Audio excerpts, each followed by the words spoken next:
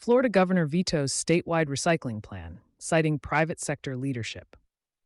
Florida Governor Ron DeSantis has vetoed HB 295, a bipartisan waste reduction and recycling bill that would have required the Florida Department of Environmental Protection, DEP, to develop a comprehensive statewide plan by July 2026.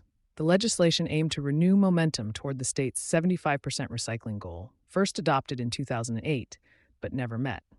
Despite unanimous passage in the House, 116-0, and Senate, 38-0, DeSantis rejected the bill on June 27th, citing concerns over bureaucratic inefficiency and the private sector's ongoing innovation.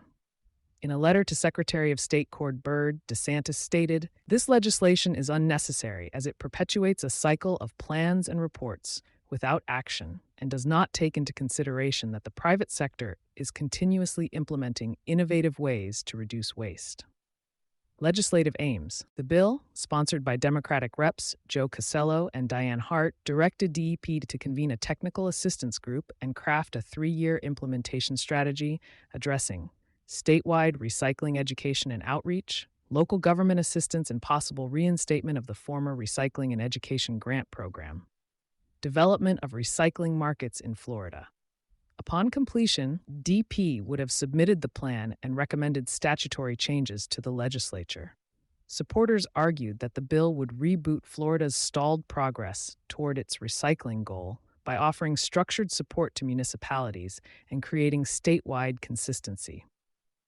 While many local governments and environmental groups applauded the measure, the governor's veto halts these efforts. A pattern of deregulatory preference. The veto aligns with a broader pattern from the DeSantis administration, prioritizing deregulation and market-driven solutions over state-mandated planning.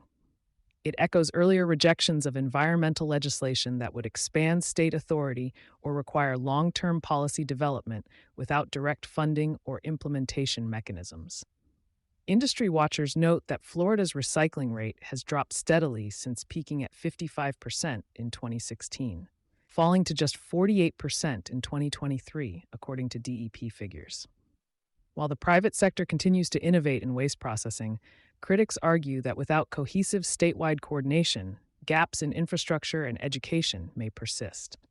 Implications for the recycling industry. DeSantis' veto signals limited appetite at the state level for top-down recycling mandates, even as federal momentum builds around circular economy strategies and extended producer responsibility, EPR laws, in other states.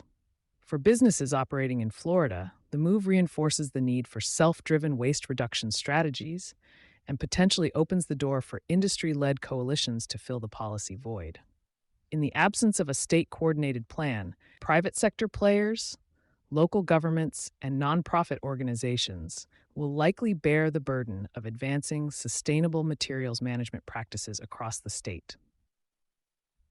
You've been listening to Sustainability Soundbites from E+E Leader, where the business of sustainability meets real-world impact.